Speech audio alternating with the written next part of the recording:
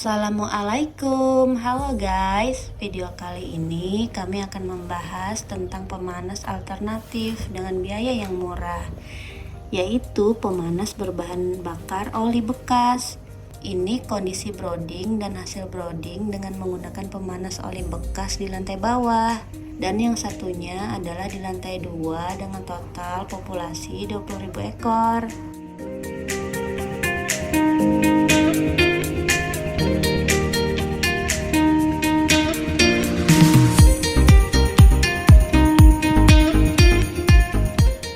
Pemanas oli ini sangat panas ya guys. Kalau disetting ke maksimum bahkan bisa lebih panas dari pemanas gas atau pemanas solar.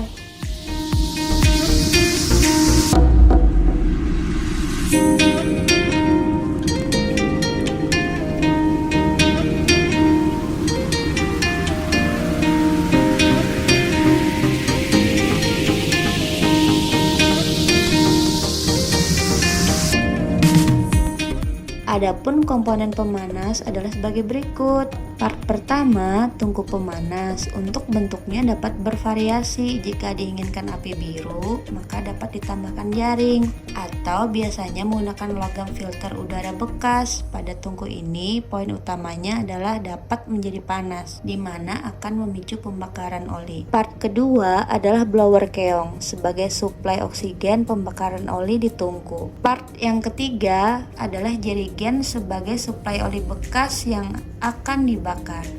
Untuk cara kerja dan cara penggunaan akan dibahas di video yang lain ya guys. Pada kandang kami dengan populasi 10.000 per lantai, maka diperlukan 2 pemanas per lantai. Untuk penempatan satu di awal sekat broding dan satu di tengah. Pemanas yang berada di tengah diaktifkan jika suhu luar sangat dingin dan menyebabkan penurunan suhu yang terbawa oleh udara sehingga perlu dinaikkan lagi dengan pemanas tambahan. Namun, jika masih tidak terdapat penurunan suhu dan kondisi ayam masih menyebar serta aktif, pemanas tengah tidak perlu diaktifkan ya guys. Jika menggunakan pemanas ini, perlu diperhatikan api dan kewaspadaan ABK untuk menjaga pemanas agar tidak mati atau terlalu panas.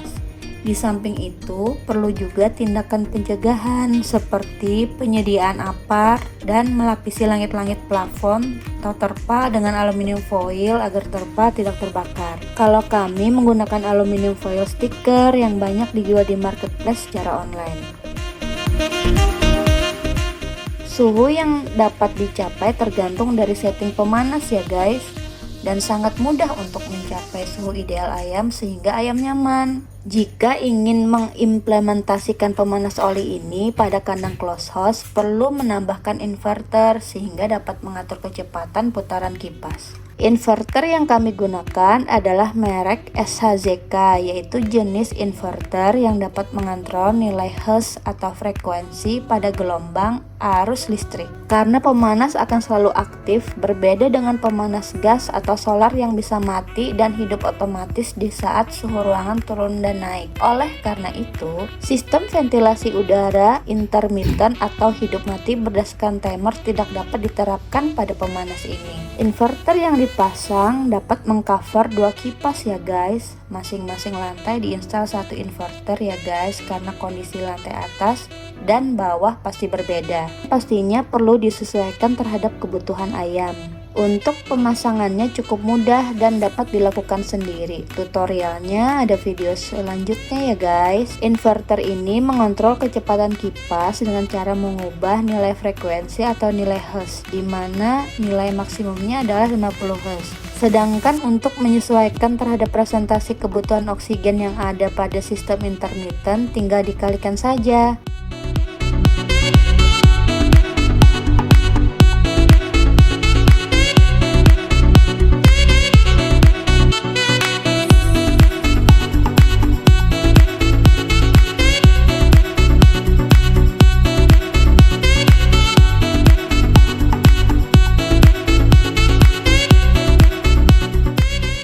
Misalnya Nah, pada hari ketiga diperlukan 0,2 kekuatan kipas, artinya diperlukan 20% kecepatan kipas. Maka 100% adalah 50 Hz, sehingga 1 Hz mewakili 2%. 20% dapat disetarakan dengan 10 Hz, namun kami selalu menambahkan 2 Hz lebih banyak sebagai antisipasi dari deviasi kebocoran tirai dan konsumsi oksigen dari pembakaran pemanas.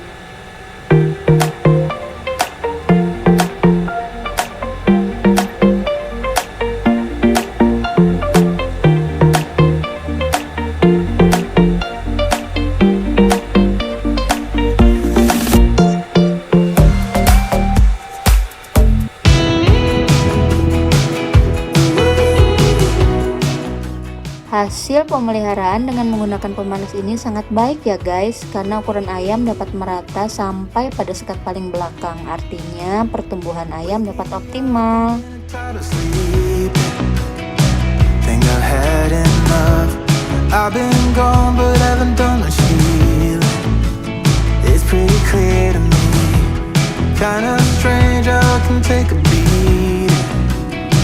From my better self, it's like no one else even really scratches the surface.